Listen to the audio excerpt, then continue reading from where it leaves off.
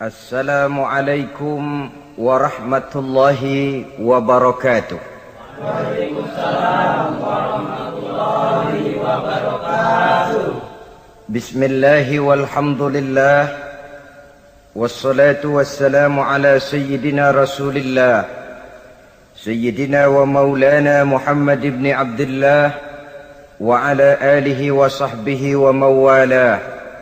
أما بعد سبحانك لا علم لنا إلا ما علمتنا إنك أنت العليم الحكيم لا حول ولا قوة إلا بالله العلي العظيم.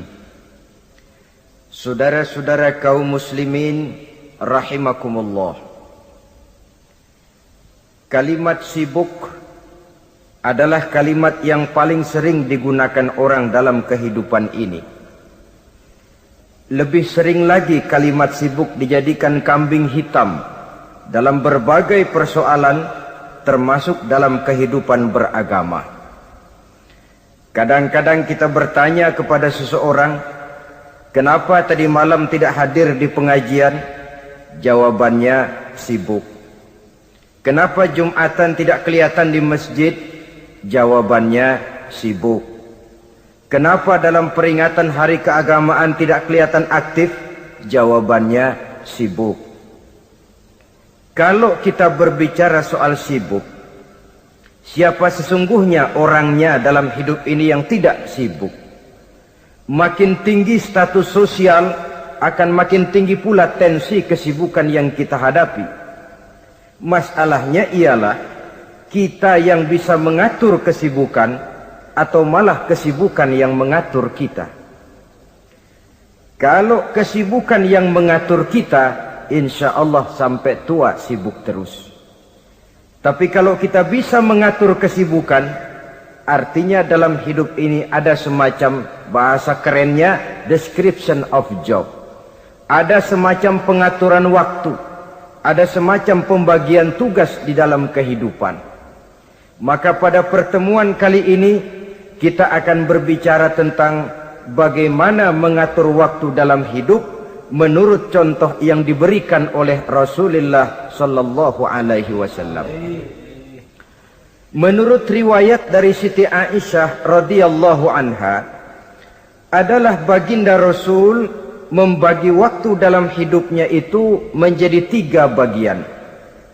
Sepertiga untuk Allah, sepertiga untuk tugas, sepertiga lagi untuk keluarga. Jadi ada waktu untuk Allah, ada waktu untuk tugas, ada waktu untuk keluarga. Bukankah dalam kehidupan ini kadang-kadang berlaku kepincangan dari tingkah seseorang? Ada orang yang seluruh waktunya cuma untuk Allah saja, tugas dilupakan, keluarga terlantar. Itu bukan orang yang terbaik. Ada orang yang waktunya habis cuma demi tugas saja, dari pagi sampai pagi lagi, kalau tidak di belakang meja ia rapat saja kerjanya. Allah dilupakan, sujud tidak sempat, keluarga terbengkalai. Itu juga bukan orang yang baik. Ada juga orang yang waktunya cuma untuk keluarga, kerjanya ngumpul saja. Seperti bahasa Inggris bilang, mangan ora mangan pokoke ngumpul. Bermasyarakat tidak sempat, sujud tidak pernah, dengan kehidupan beragama jauh. Ini pun bukan orang yang terbaik. Orang yang baik ialah orang yang pandai mengatur waktu. Itu tadi cara baginda mengatur waktu dalam kehidupannya. Selanjutnya, bagaimana cara beliau mengisi waktu? Apa pengaruhnya dalam pribadi dan perjuangan beliau, dan apa hubungannya dengan kita? Mari kita lihat lebih jauh. Sepertiga dari waktunya adalah untuk Allah, artinya untuk beribadah kepada Allah. Bagaimana ibadahnya? Saudara-saudara, satu-satunya manusia yang dalam Al-Quran sudah mendapat jaminan ampun dari seluruh dosa yang pernah dikerjakan, cuma Rasulullah orangnya. Quran yang menjanjikan, liyaghfira lakallahu ma taqaddama min dzambika wa ma ta'akhkhar wahai Muhammad, dosamu yang dahulu, dosamu yang sekarang, dosamu yang akan datang kalau memang ada, seluruhnya sudah mendapat jaminan ampun dari Allah Subhanahu wa ta'ala. Orang yang nyata-nyata sudah mendapat jaminan ampun dari segala dosa ini, ibadahnya luar biasa. Luar biasa bagaimana? Sejarah menceritakan beliau kalau sholat malam sampai bengkak kakinya karena rajin sujud. Aisyah menceritakan, satu malam selesai sholat isya saya akan tidur. Saya lihat suami saya sedang sholat, maka saya pun tidur. Tengah malam saya terbangun dari tidur, saya lihat suami saya masih sholat juga. Saya tidur lagi. Menjelang sepertiga malam yang akhir saya bangun, saya lihat masih sholat juga. Saya hampiri beliau.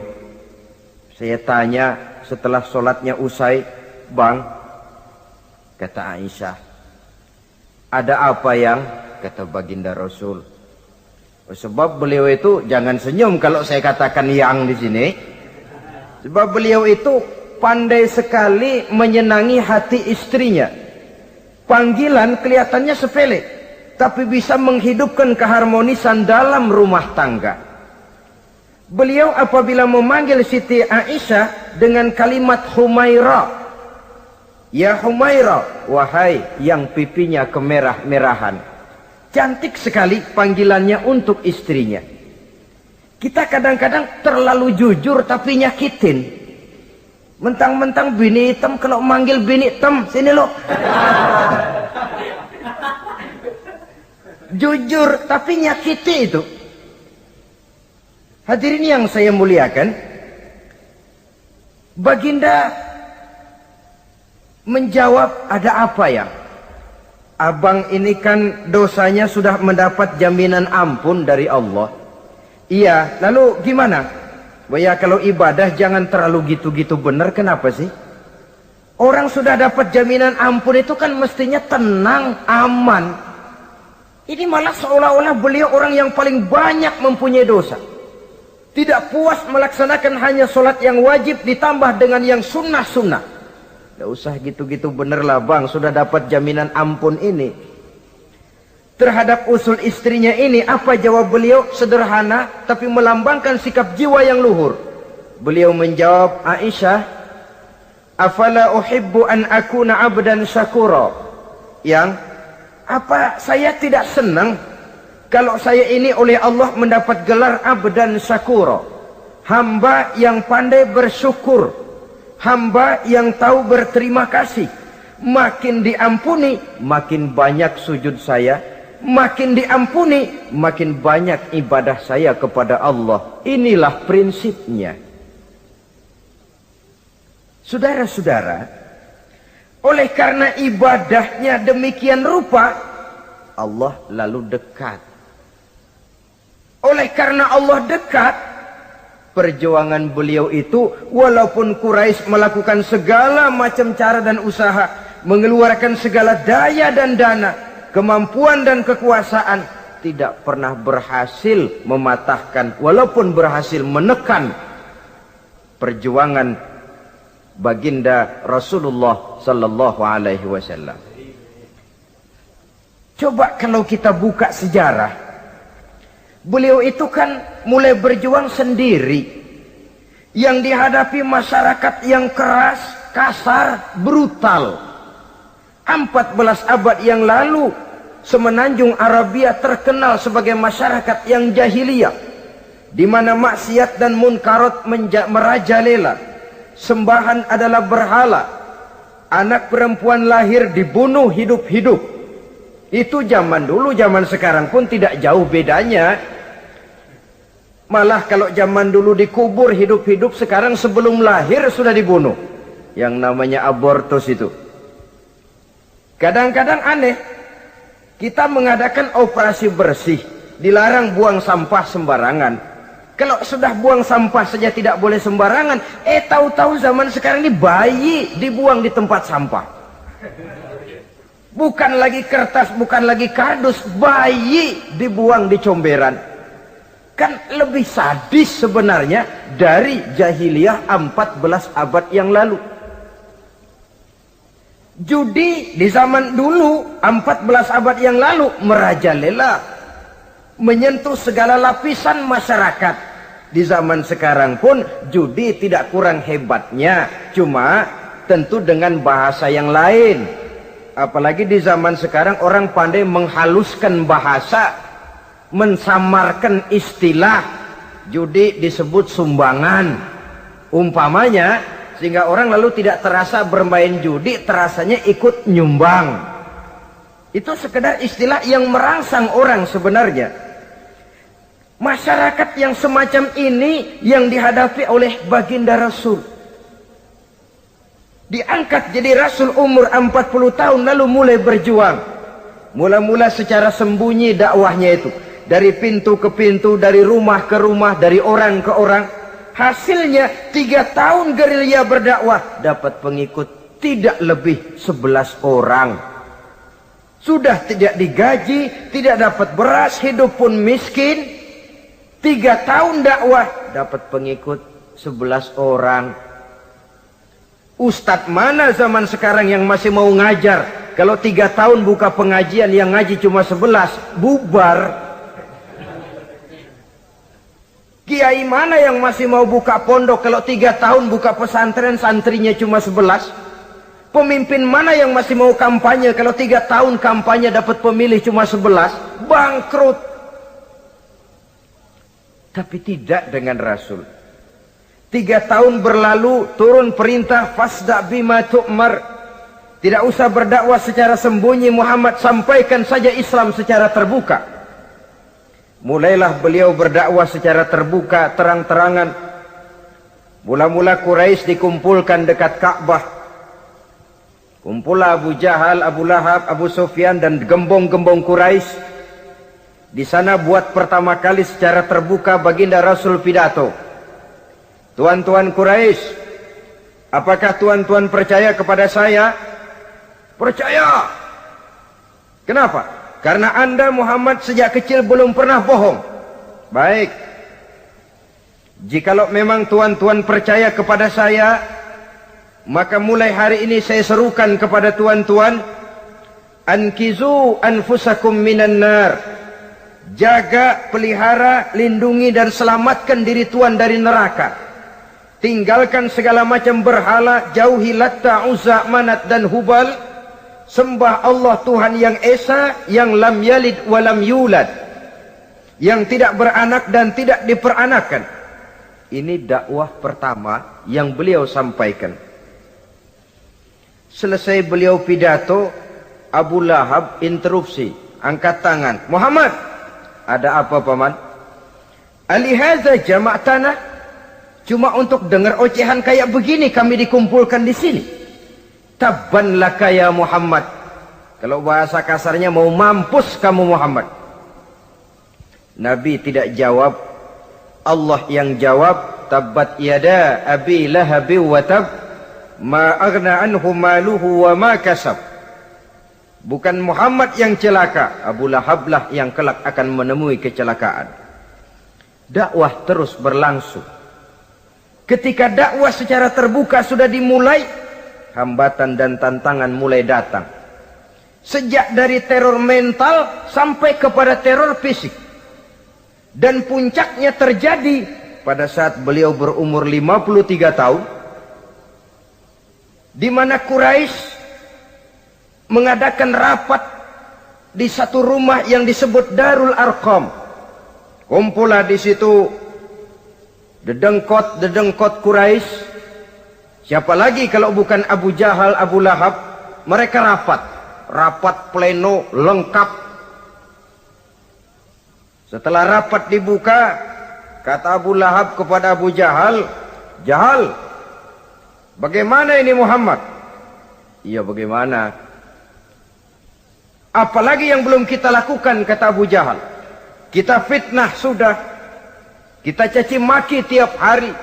Kita lontari kotoran onta. Sahabat-sahabatnya kita bantai. Tapi mereka tetap tegar. Iya, kata Abu Jahal. Dan sekarang ini sahabatnya sebagian berangsur-angsur sudah hijrah ke Madinah. Ini pertanda Islam akan berkembang di kota Madinah. Kalau nanti dia berhasil di Madinah lalu menyerbu ke Mekah, alamat habis kita gulung tikar. Makanya kata Abu Jahal, makanya apa? Makanya dari dulu juga saya bilang, kempesin aja itu. Jadi kalau bahasa okemnya kan begitu toh. Bunuh saja Muhammad, bunuh. Iya, soal bunuh sih gampang kata Abu Lahab. Tapi Muhammad kan tidak keluar dari batu. Dia punya keluarga, sanak famili dan handai tolan. Kalau keluarganya menuntut balas bagaimana ini? Gampang. Kita kan banyak punya suku. Tiap-tiap suku kan punya juara, tukang-tukang pukul. Sewa saja, tiap suku ambil tukang pukulnya, kita kepung rumah Muhammad, bunuh sama-sama. Kalau keluarganya akan menuntut balas, dia akan berhadapan dengan seluruh suku yang ada di semenanjung Arabia ini. Bagaimana, setuju? Setuju. Nah, sudah. Kapan kita bunuh Muhammad? Kapan lagi? Tidak usah buang waktu. Besok malam. Ya, besok malam kita bunuh Muhammad. Tapi awas, semua yang ikut rapat di sini, ingat baik-baik, ini rahasia negara. Besok malam kita akan membunuh Muhammad. Siapa yang berani membocorkan rahasia negara ini, supersip. Dianggap menghambat program Quraisy. Itu nanti dijatuhi hukuman berat ya. Jaga rahasia baik-baik bahwa besok malam kita akan membunuh Muhammad. Sanggup? Sanggup. Rapat selesai. Hadirin boleh bubar ke rumah masing-masing. Pulang. Namanya manusia, bocor juga rahasia ini. Begitu pulang, cerita sama istrinya, Bu, anu loh Bu, apa Pak? Saya tadi ikut rapat. Rapat apa tuh Pak? Besok malam akan ada pembunuhan. Pembunuhan? Pembunuhan. Siapa toh yang mau dibunuh? Muhammad. Tapi jangan bilang-bilang ya, ini rahasia negara. Ini rahasia negara Bu, jangan bilang-bilang. Iya Pak, iya. Nah, besok pagi istrinya ngobrol sama tetangganya. Mbak Ayu, tahu nggak? Apa toh? Nanti malam akan ada pembunuhan. Siapa yang mau dibunuh? Muhammad. Loh, sampean taunya dari mana? Suami saya ikut rapat, tapi jangan bilang-bilang ya Bu ya. Ini rahasia negara. Jangan bilang-bilang. Nanti yang satu sampaikan lagi, jangan bilang-bilang. Terus jangan bilang-bilang, akhirnya berita tersebar. Sehingga pagi hari itu sebagian besar penduduk Mekah sudah tahu kalau nanti malam akan ada pembunuhan. Maka lepas zuhur, Mekah itu mulai tegang. Yang simpati, aduh kasihan Muhammad nanti malam akan dibunuh. Yang tidak senang, mampus biar dia rasain ntar malam. Saudara-saudara, begitu maghrib berbunyi sudah, udara mulai gelap, penduduk Mekah sudah kunci pintu seperti ada jam malam. Sepi, sesepi-sepinya. Tutup pintu, kunci, bukan tidur, ngintip dari dalam. Lepas jam 8 malam, makin tegang. Masing-masing penduduk ngintip dari pintunya. Sudah berangkat belum orang yang mau bunuh Muhammad? Sudah berangkat belum? Kira-kira jam 9 ini, tukang-tukang pukul lewat mau ngepung rumah Muhammad untuk membunuh beliau. Begitu masuk Mekah, penduduk sudah kunci pintu, tapi mereka tahu kalau semua ngintip. Wah, makin hebat ini yang pemuka Quraisy ini, tukang-tukang pukul ini. Jalannya dibuat gagah-gagah, barisnya dibuat hebat-hebat. Itu injekan tanahnya dalam baris dibuat kenceng-kenceng, brok, brok, brok, brok, kayak serdadu baris. Lewat dekat rumah penduduk pakai batuk lagi. Yang dari dalam ngintip makin ciut. Wah, ini dia yang mau bunuh Muhammad ini. Sampai di rumah Nabi, dikepung rumah Nabi, di pagar betis. Malam itu di dalam rumah cuma Nabi, Abu Bakar dan Ali bin Abi Thalib. Nabi tahu rumahnya dikepung. Lewat tengah malam beliau berkata, Abu Bakar, saya ya Rasul. Mari kita berangkat hijrah. Baik ya Rasul. Ali, saya ya Rasul. Kamu gantikan saya ya. Gantikan apa ya Rasul? Gantikan tidur di tempat tidur saya. Baik ya Rasul. Masya Allah. Sekali menggantikan mati. Tidur di tempat tidur Rasul pada malam, rumahnya dikepung, resikonya kan mati. Menggantikan mati. Lah kalau menggantikan lurah lumayan. Menggantikan mati. Dan Ali tahu persis resikonya. Dan beliau waktu itu masih muda dan beliau tidak nawar. Baik ya Rasul, saya akan tidur di sini, berangkatlah Tuhan. Berangkat Rasul. Ketika keluar dari pintu belakang, rumah dikepung rapat. Terjadilah keajaiban yang Allah ceritakan, wa ja'alna min baini aydihim sadda wa min khalfihim sadda fa aghshaynahum fahum la yubsirun. Di muka, di belakang, di kiri kanan dibuatkan dinding oleh Allah, dibutakan mereka. Mereka tidak lihat kalau Muhammad keluar dari rumahnya. Siaga penuh, apel, mata melotot, Nabi lewat nggak kelihatan. Sampai Nabi kemudian menuju Gua Thur, 3 malam 2 hari di sana. Dari sana perjalanan dilanjutkan ke Madinah Al-Munawwarah. Allahu Akbar. Mengarungi gurun pasir yang gersang dan tandus, yang terbentang antara Mekah dan Madinah. Meninggalkan kampung halaman tempat di mana dilahirkan dan dibesarkan. Keluarga yang berbeda akidah terpaksa berpisah. Kok kuat? Kok bisa? Kok sanggup?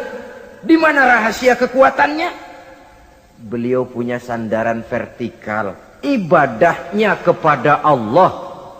Dengan bahasa kita sekarang, beliau punya backing. Backingnya tidak kepalang tanggung, yang serba maha. Maka saya mengajak kepada seluruh kaum muslimin, di zaman sekarang kan orang lagi main backing-backingan. Ya, nah, siapa yang punya backing punya jalu. Saya cuma mengajak, kalau mau cari backing jangan kepalang tanggung. Carilah backing yang serba maha. Maha gagah, maha tahu, maha adil, maha bijaksana, maha segala-galanya. Dan dialah Allah subhanahu wa ta'ala. Saudara punya backing kolonel, tanggung. Nanti dia pensiun habis. Yang kolonel saja tanggung, apalagi yang kopral. Kalau mau cari backing, carilah backing yang serba maha, Allah Azza wa Jalla. Caranya tentu dekat kepadanya. Untuk dekat kepadanya melalui jalur yang sudah diatur olehnya, melalui Rasulullah Sallallahu Alaihi Wasallam, yaitu solat, ibadah. Makin tinggi nilai ibadah, makin dekat kita dengannya. Makin dekat dengannya, makin banyak fasilitas yang akan diberikan untuk kita. Saudara pegawai negeri ingin cepat naik golongan, itu caranya 2. Pertama, jam kantor disiplin. Jam 7 masuk. Jam 3 pulang. Kalau belum jam pulang, jangan pulang. Yang kedua, tambahan di luar jam kantor, sering-sering datang ke rumah kepala bagian. Apa malam minggu, apa hari minggu, apa bawa jeruk, apa pisang Ambon, kan begitu toh. Ini nanti kan kepala bagian kan nilai. Karyawan saya yang satu ini jam kantornya disiplin, tambahan dia sering datang hari minggu di luar jam kantor bawa jeruk lagi. Ini mestinya belum naik, lah gue naikin dulu ke atas. Naik saudara-saudara.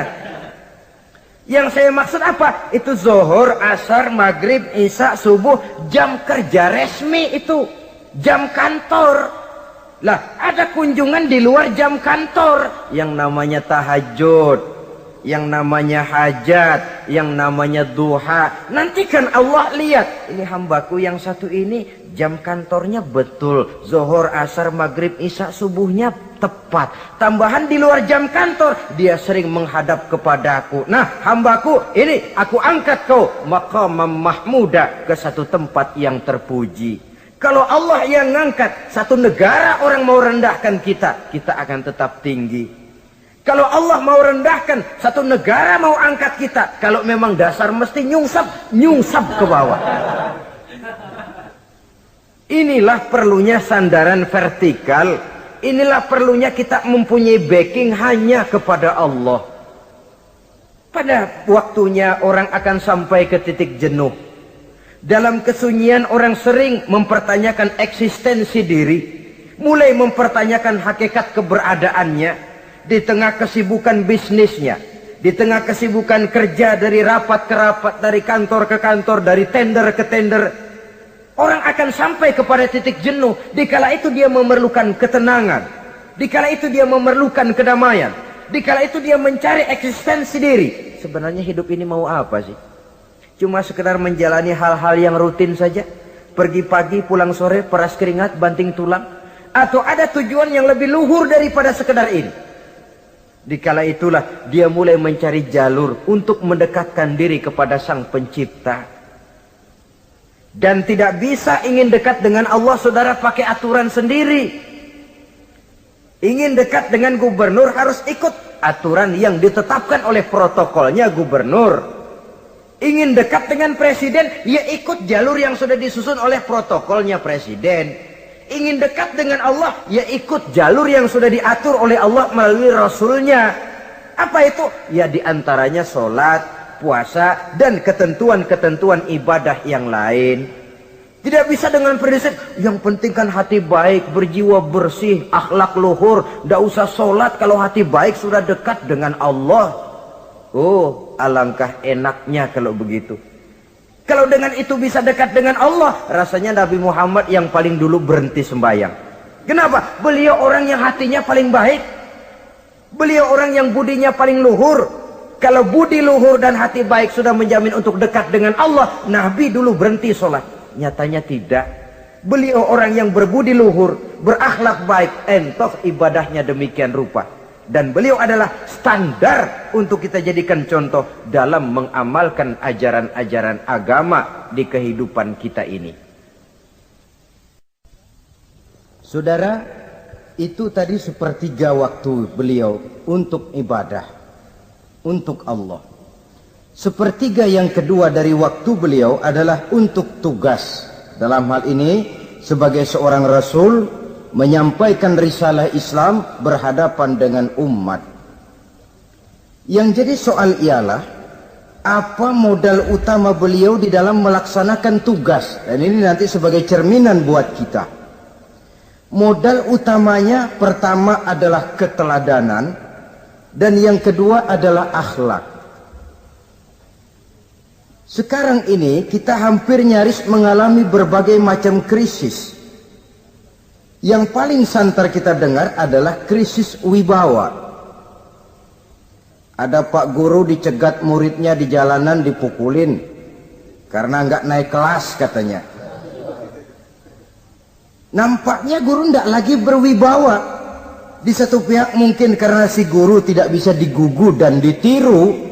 Di lain pihak juga murid tidak lagi mengenal arti rasa hormat kepada pak guru. Nah, kenapa krisis wibawa timbul? Karena tidak ada keteladanan. Adapun Rasul, wibawa beliau timbul di tengah umat karena keteladanan ini. Apapun yang beliau ajarkan kepada umat, beliau adalah pelaksana pertama. Dengan kata lain, satunya kata dan perbuatan. Ini yang sangat diperlukan di zaman kita sekarang. Bukan cuma sekedar simposium, muktamar, kongres, rapat besar dengan keputusan bertumpuk-tumpuk kertas di atas meja, tetapi tidak pernah terrealisir dalam kehidupan. Yang kita perlukan adalah satunya kata dan perbuatan, bahwa kalau itu yang diucapkan, itu yang diterapkan. Kalau itu yang diteorikan, itu yang dikerjakan. Keteladanan. Yang kedua, rahasia sukses beliau dalam melaksanakan tugas berhadapan dengan umat, akhlak. Beliau tidak menyampaikan Islam ini dengan kekerasan, tidak juga dengan bujuk rayu harta, Tidak pula dengan menakut-nakuti orang. Belum pernah kita baca dalam sejarah beliau teriak-teriak, awas yang tidak masuk Islam dipecat jadi orang Arab. Tidak. Atau dengan bujuk rayu, ayo siapa masuk Islam super mie 2 bungkus. Tidak. Sebab kebenaran tidak bisa dipupuk dengan materi. Kebenaran adalah soal keyakinan, dan keyakinan adalah soal batin. Orang yang beragama karena tertarik kepada super mie, orang yang beragama karena tertarik kepada pakaian, kepada obat-obatan, nilai imannya dipupuk dengan materi. Dan usaha seperti itu sama saja dengan menegakkan benang basah. Dia percaya kepada sesuatu yang dia tidak mengerti. Dia yakin kepada sesuatu yang dia tidak tahu apa bentuk yang dia yakini itu. Alangkah malang dan kasihannya orang yang beragama seperti ini. Tidak demikian dengan Rasul. Islam ini adalah satu keyakinan. Keyakinan terhadap kebenaran hanya bisa ditegakkan dalam nurani manusia yang paling mendasar. Karena itu dia tidak bisa dipaksakan. Dan itu pula sebabnya Quran punya prinsip la ikraha fid din. Tidak ada paksaan dalam beragama. Mau Islam silahkan, tidak mau Islam silahkan. Allah tidak memaksa. Tapi ayat ini jangan disalah pakai. Tidak pernah sholat, ditanya orang, kamu kan Islam kok enggak sholat? La ikraha fid din dong. Salah pakai. Yang tidak ada paksaan dalam beragama itu untuk orang di luar Islam. Kepada tuan-tuan di luar Islam, la ikraha fid din, tidak ada paksaan masuk Islam. Tapi kalau sudah masuk ke dalam Islam, maka berlaku peraturan Islam. Contohnya begini saja, tidak ada paksaan masuk ke rumah saya. Itu toh. Mau masuk silahkan, tidak mau masuk tidak ada urusan. Tapi sekali saudara masuk ke rumah saya, saudara harus ikut tata tertib yang ada di dalam rumah saya. Kira-kira beragama itu begitu. Tidak ada paksaan masuk Islam. Tapi sekali saudara masuk Islam, maka berlaku peraturan Islam untuk kehidupan saudara. Jadi la ikraha fid din ini buat orang di luar garis. Allah tidak maksa-maksa orang mau masuk Islam, mau tidak. Silahkan saja. Tapi ketika orang mendapat hidayah, masuk ke dalam Islam, peraturan Islam berlaku dalam kehidupannya. Saudara hadirin, kaum muslimin rahimakumullah. Akhlak. Mari kita lihat lebih jauh bagaimana sih akhlak beliau yang mulia itu. Allahu Akbar. Kalau orang berakhlak kepada teman, itu sih biasa. Tapi berakhlak kepada musuh, ini yang luar biasa. Ini yang agaknya Allah saja memuji beliau. Wa innaka la'ala khuluqin azim. Engkau Muhammad benar-benar berada di atas budi pekerti yang luhur dan terpuji. Kalau saya baik kepada orang yang memang baik kepada saya, logis toh, wajar, memang harusnya. Tapi berbuat baik kepada orang yang jahat terhadap saya, ini yang tidak setiap orang bisa. Nah, sebab itu saya tidak ingin menceritakan akhlak beliau kepada sahabat, namanya juga kepada sahabat. Saya akan kutip beberapa riwayat yang menceritakan bagaimana akhlak beliau kepada orang yang nyata-nyata memusuhinya. Berbagai riwayat menceritakan bagaimana beliau ketika di Taif dilontari orang dengan batu, yang melontari beliau malah mendapat doa, Allahumma hdi qaumi fa innahum la ya'lamun. Ya Allah, berikan hidayah, berikan petunjuk kepada mereka yang melontari saya dengan batu, karena mereka tidak tahu. Kalau saja mereka tahu, mereka tidak akan melontari saya dengan batu. Ya Allah, berikan hidayah kepada mereka. Padahal ketika itu malaikat Jibril menawarkan jasa. Muhammad, kalau kamu mau orang yang melontari kau dengan batu itu hancur, saat ini juga saya angkat Jabal Uhud, saya timpakan mereka biar mati semua. Mau Muhammad? Jangan Jibril, mereka tidak tahu. Kalau saja mereka tahu, mereka tidak akan melontari saya dengan batu. Lebih baik doakan mereka supaya mendapat hidayah dari Allah. dalam kondisi kepepet, dilontari dengan batu, malaikat Jibril datang menawarkan jasa. Beliau lebih memilih mendoakan orang yang berbuat jahat itu. Ya Allah, bukan main. Umumnya kita kan kalau lagi kepepet ada yang nolongin, girang bener. Andai kata kita yang jadi nabi, disambitin orang, datang malaikat Jibril nawarin, bagaimana sikat? Abisin aja dah.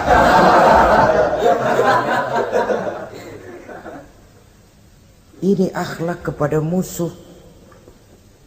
Ketika beliau selesai sholat zuhur, istirahat rebah-rebah, tidur-tiduran di bawah pohon kurma, datang orang kafir yang bernama Daksur yang sudah lama mengintip-ngintip, mencabut dan menghunus pedang. Muhammad, kalau ini saat saya tebas batang lehermu, siapa yang akan menolong engkau? Tidak ada. Yang akan menolong saya Daksur? Iya, Allah yang akan menolong saya. Mendengar Allah, Daksur gemetar, keringat dingin bercucuran, pedang jatuh ke bawah. Diambil oleh Rasul pedangnya, dibalikkan ke leher Daksur. Kalau sekarang saya yang tebas batang lehermu Daksur, siapa yang akan menolong kamu? Tidak ada ya Rasul, kecuali kalau kau mau memaafkan saya. Baik, ambillah kembali pedangmu, kau saya maafkan dan jangan ulangi lagi perbuatan semacam ini. Lain saat beliau sedang tawaf, diikuti oleh seorang Quraisy kafir. Sambil tawaf, ini kafir Quraisy sudah bawa pisau. Dia pikir nanti di satu sudut yang agak gelap saya tikam Muhammad dari belakang, saya bunuh dia. Jadi kafir ini pura-pura ikut tawaf. Jahatnya orang kafir itu kan begitu, tawaf ya ikut pura-pura tawaf, ada kesempatan sikat dari belakang. Putaran pertama belum ada kesempatan, putaran kedua makin tegang. Pokoknya begitu tempat agak gelap, cabut pisau, hantam saja sudah Muhammad, biar mati sekali di sini. Dan Nabi tahu, oh ini asisten pribadi malaikat Jibril ngasih tahu toh. Jadi malaikat Jibril memberitahu, awas Muhammad, itu di belakangmu orang cuma pura-pura tawaf. Dia bawa pisau mau bunuh kamu, hati-hati Muhammad. Roger ganti gitu.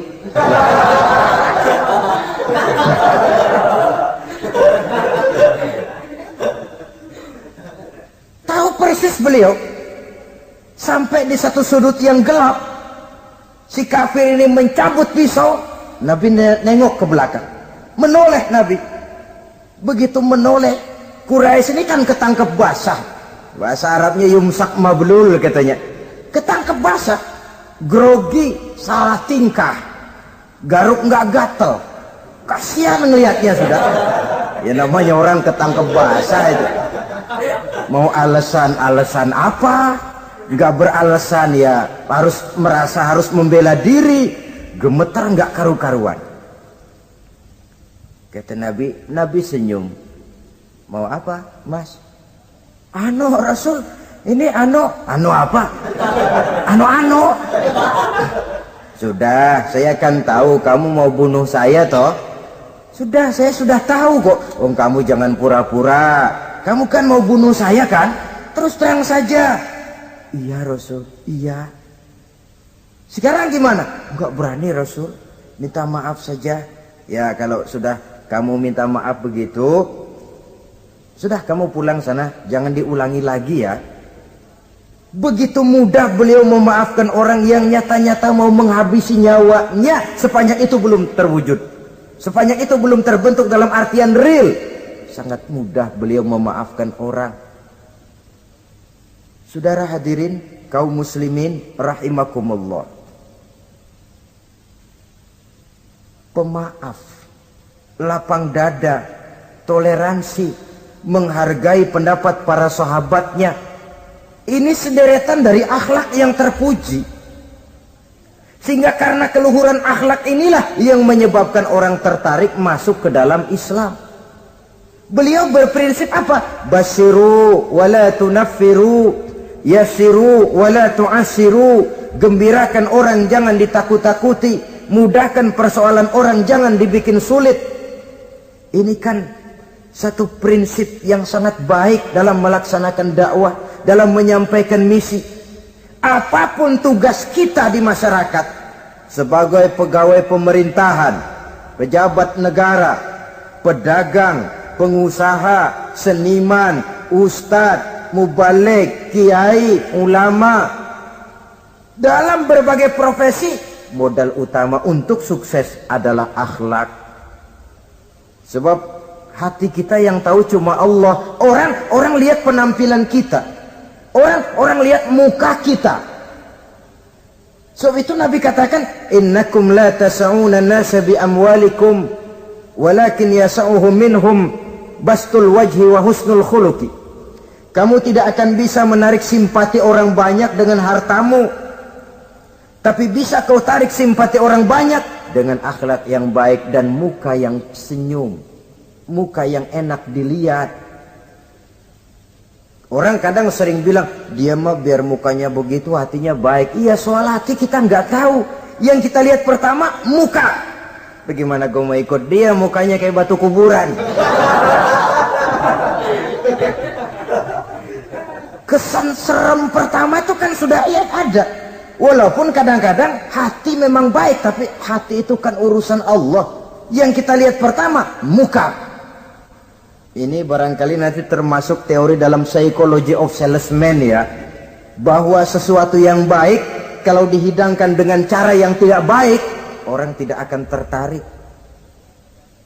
Lihat saja, orang sekarang ini kan entah makin lajunya dunia bisnis kita, masuk ke rumah-rumah kita cuma menawarkan air jahe, menawarkan sasa, menawarkan kecap bango, menawarkan barang-barang yang kelihatannya remeh. Ini kan termasuk psychology of salesman. Yang datang ya biasanya perempuan, wajahnya ya lumayan, paling kurang sedikit di atas 6 lah begitu. Nah. Lalu tutur katanya sopan, masuk ke rumah ndak sungkan, ada rasa familiar, rasa kekeluargaan, lalu datang. Taktik untuk menawarkan barang yang jadi merek dagangannya. Nah, Islam ini agama yang baik. Kalau disampaikan dengan cara yang tidak baik, sadis, memponis, orang akan lari dan jauh. Menyinggung, bukan menyentuh. Siapapun kalau tersinggung lari, tapi kalau tersentuh, dia akan mendekat. Apaan lo Islam, bayang begitu? Mikir nih anakku, sembayang diomelin, mendingan kagak sembayang sekalian ketahuan. Saudara hadirin yang saya muliakan, ini yang diberikan contoh oleh baginda Nabi. Apapun tugas kita, pedagang, utamakan akhlak. Petani, utamakan akhlak. Seniman, utamakan akhlak. Mubalik, utamakan akhlak. Pejabat negara, utamakan akhlak. Pelayan dan pengabdi masyarakat, utamakan akhlak. Saudara hadirin yang saya hormati, kaum muslimin yang berbahagia.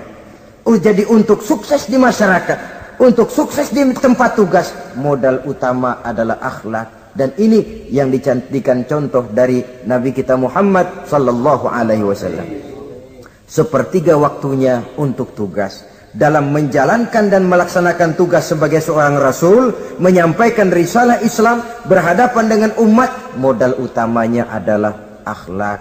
Demikian juga kita di masyarakat. Dan akhlak itu memang harus dibiasakan sejak kita kecil, sehingga dengan demikian nilai-nilai yang baik akan terus terbawa sampai di hari tua kita. Saudara-saudara, rasanya kehancuran satu bangsa dimanapun di dunia ini selalu dimulai dengan kehancuran akhlak daripada bangsa itu sendiri. Dan kehancuran akhlak itu bisa saja terjadi di tengah kemakmuran ekonomi, di tengah maju dan canggihnya teknologi. Kapan? Apabila pegangan orang kepada agama sudah lemah dan rapuh. Kita tengok di negara-negara di sebelah barat kita, kemajuan teknologi yang tidak diimbangi dengan kuatnya pegangan orang kepada agama telah melahirkan budaya-budaya yang merendahkan martabat manusia. Lahirlah kebudayaan hippies, lahirlah kebudayaan nudis, hidup serba bosan dengan ini dan itu karena segalanya sudah dimiliki. Rumah mentereng, jumlah kendaraan sejumlah keluarga, kapal pesiar di laut mewah, pesawat udara punya. Setelah ini punya, ini ada, semua ada, titik jenuh sampai. Mau apa semua ini? Akhirnya ingin hidup apa adanya, tidur di goa-goa, tidur di kaki-kaki gunung, tidur di hutan belantara, pakaian kumel. Itu hipis-hipis yang datang kemari, yang pakaiannya kumuh, tambelan, lepis belel. Padahal di kantongnya cek, travel cek, dolar. Lain hipis kita, emang benar-benar gembel.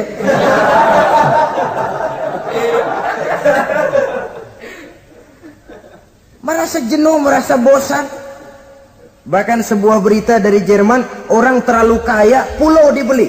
Di pulau itu dia bikin satu klub yang bernama klub nudis.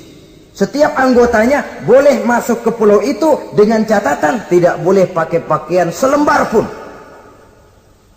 alias bugil, telanjang bulat. Sudah telanjang bulat itu. Dan di sana berlakulah apa yang disebut serba boleh. Jadi kalau di sana ke sana saudara bawa istri, masuk anggota, ya silahkan saja. Istilah tukar pakai, simpan pinjam, bisa-bisa saja, asal suka sama suka. Asal perbuatan yang dianggap tidak merugikan orang lain, suka sama suka, sudah tidak bisa dituntut oleh norma yang berlaku. Ya. Itulah sebabnya kita sering prihatin bahwa kemajuan sering membawa pergeseran nilai. Apabila kita tidak bisa menghindarkan diri dari proses pergeseran nilai, setidaknya kan kita bisa menjaga diri jangan sampai hanyut oleh nilai-nilai yang negatif. Akhlak, baik sebagai muslim, baik sebagai bangsa Indonesia yang berkepribadian luhur, itu merupakan cerminan kita. Saya prihatin, belum lama diselenggarakan kontes bibir terindah.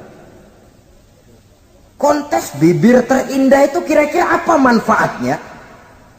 Apa yang jadi ukuran? Dan bukankah bibir karunia Tuhan? Ya kalau yang bibirnya mungil bisa ikut kontes lah, kalau yang jebleh gitu.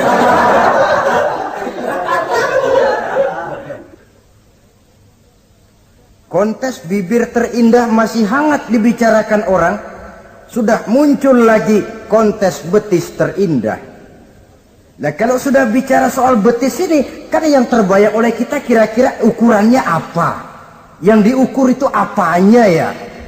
Ya tentu betisnya itu. Nah paling celaka kalau betis-betis yang ikut itu nanti jadi milik panitia semua kan.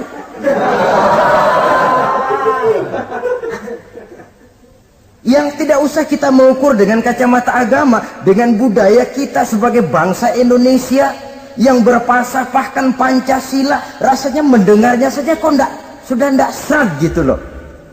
Ndak pas untuk ukuran kita sebagai bangsa yang berfalsafahkan Pancasila.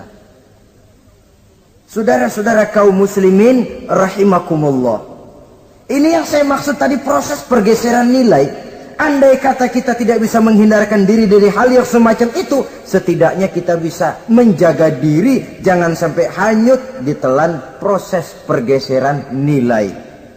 Dan memelihara nilai-nilai akhlak ini dari hari ke hari memang tidak semakin ringan, bahkan akan semakin berat, karena tantangan yang kita hadapi juga akan semakin berat. Inilah sepertiga yang kedua dari waktu beliau untuk melaksanakan tugas. Jadi modal utama dalam melaksanakan tugas akhlak. Di antara nilai akhlak itu prinsip Nabi tadi, gembirakan orang, jangan ditakut-takuti, mudahkan urusan orang, jangan dibikin sulit. Sehingga kalau yang memang mudah lalu dipersulit, itu sudah mencerminkan akhlak yang tidak diajarkan oleh Rasulullah sallallahu alaihi wasallam. Kemudian yang terakhir, sepertiga yang ketiga dari waktu beliau adalah untuk keluarga. Jadi tadi ada waktu untuk Allah, ibadah. Ada waktu untuk tugas. Dan yang ketiga ada waktu untuk keluarga. Bagaimana Rasul di tengah keluarganya?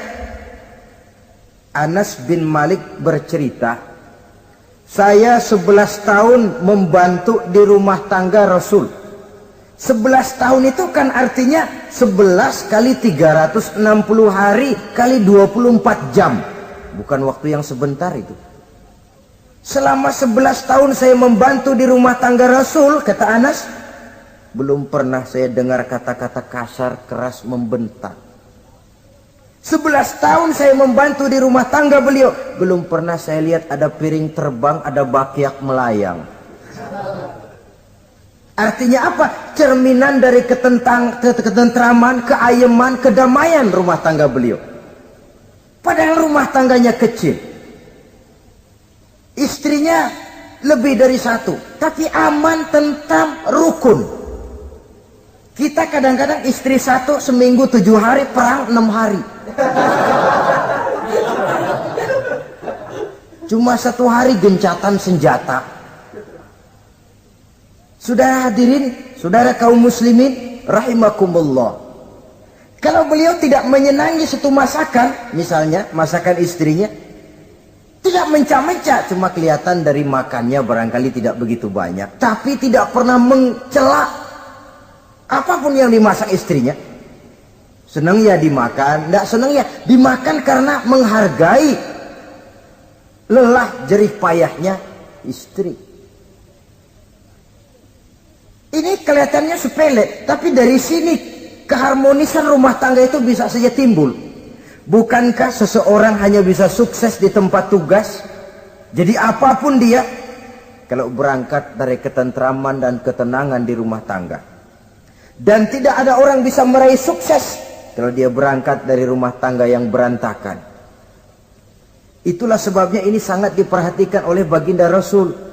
Dari rumah yang kecil, dari tempat tidur yang sederhana, yang sebelah itu kain kasar, sebelah dipakai untuk tidur, sebelah dipakai untuk selimut. Jadi kasur merangkap selimut. Allahu Akbar. Tapi dari rumah tangga yang semacam itu keluar ucapan baiti jannati, rumah tanggaku laksana surga bagiku. Di mana sih rahasianya? Karena rumah tangga beliau didirikan di atas ajaran agama. Agama membuat suami istri tahu hak dan tahu kewajiban. Kalau kewajiban dilaksanakan, hak diberikan, akan timbul saling pengertian. Apabila ada pengertian, akan timbul ketenangan, dan ketenangan adalah tangga utama untuk mencapai rumah tangga bahagia. Apalah artinya? Seperti banyak istilah orang, rumah bertingkat, uang banyak berlipat-lipat, kendaraan serba mengkilat, istri pun cantik memikat, kadang-kadang jumlahnya 4, tapi tiap hari kiamat. Tidak pernah ada ketenangan dan kedamaian di rumah itu. Saudara hadirin, lebih celaka lagi sudah rumah gubuk berantem melulu. Sudah kiamat itu, sudah kiamat. Jadi dengan adanya pelaksanaan kewajiban, pemberian hak, timbul pengertian. Pengertian membawa ketenangan. Suami keluar rumah, istri tenang di rumah. Suami meninggalkan istri pun hatinya tenang dan tentram, tidak was-was, tidak berpikiran nanti kalau saya lembur ini istri ngompreng, tidak. Si istri pun lega melepas suami karena ada keterbukaan. Ini kan menurut angket terakhir loh ya, yang diadakan oleh beberapa majalah di ibu kota ini. Di ibu kota katanya, dari sejumlah laki-laki yang disebarkan angket, ternyata jika ada 3 laki-laki, 2 nyeleweng. Jadi angka penyelewengan itu 2/3 dari jumlah laki-laki itu menyeleweng katanya. Ya mudah-mudahan yang kumpul di sini termasuk 1/3 yang nggak nyeleweng itulah. Dan tidak semua bentuk penyelewengan itu karena alasan ekonomi. Bukan pula karena alasan ketidaksetiaan istri. Tapi merupakan cerminan dari sikap hidup di mana orang jauh dari nilai-nilai agama, sehingga penyelewengan itu dianggap sesuatu yang manusiawi, biasa-biasa saja, bahkan kadang-kadang ikut membentuk status sosial, melahirkan kebanggaan. Innalillahi. Orang kalau sudah bangga nyeleweng bangga, itu kiamat sudah. Sama saja, bikin dosa, ketawa. Waduh. Itu malaikat gemes benar. Udah bikin dosa cengengesan, cengar, cengir. Tidak ada rasa nyesel, tidak ada rasa takut, tidak ada rasa bersalah. Biasa gitu. Saudara hadirin yang saya muliakan, ini kan cerminan dari rapuhnya pegangan orang kepada agama. Jadi untuk membina rumah tangga yang bahagia ini, sepertiga dari waktu untuk di tengah keluarga, menghidupkan nilai-nilai agama di rumah tangga kita. Oleh karenanya, pada bagian akhir dari pertemuan yang singkat ini, saudara-saudara, saya mengajak, marilah pandai-pandai membagi dan mengatur waktu. Ada waktu untuk Allah, ada waktu untuk tugas, ada waktu untuk keluarga. Syukur kalau ada keseimbangan. Tapi kalau tidak, istilah usul fikih itu tatimul aham minal muhim, mendahulukan yang terpenting dari yang penting. Kalau ada 3 persoalan semuanya penting, tentu di antara 3 ini kan ada yang lebih penting. Yang itulah yang dikerjakan lebih dulu. Dan ini tidak berarti bahwa penjatahan waktunya harus sama. Untuk ibadah dalam sehari semalam sekian jam, untuk tugas sekian jam, untuk keluarga sekian jam. Tidak bisa kita targetkan begitu. Dan yang dimaksud di sini pun adanya pengaturan. Pengaturan tidak berarti bahwa harus sama waktunya, tidak. Kita melihat kepentingannya. Saudara hadirin, sama saja di zaman sekarang, kalau dengan pembangunan kita ingin menciptakan pemerataan di kalangan rakyat, itu tidak berarti bahwa rakyat Indonesia ini standar ekonominya harus sama semua seperti yang dicita-citakan komunis. Tidak bisa. Menciptakan pemerataan artinya kalau yang kaya bisa semakin kaya, kenapa yang miskin tidak bisa naik jadi sedikit kaya? Dan artinya menciptakan kesempatan kepada setiap penduduk Indonesia untuk merubah tahap dan taraf kehidupannya. Demikian juga adanya pengaturan waktu. Bukan berarti untuk Allah sekian jam, keluarga sekian jam, tugas sekian jam. Sebab jam-jam ini sulit kita jatahkan. Kadang-kadang tugas, kadang-kadang keluarga, kadang-kadang ibadah kita sedang gandrung.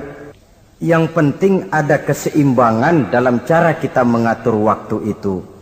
Nah, saudara-saudara, demikianlah pertemuan dan pembicaraan kita kali ini. Terima kasih atas segala perhatian. Mohon maaf atas segala kekurangan. Usikum wa nafsi bitaqwallah. Wassalamualaikum warahmatullahi wabarakatuh.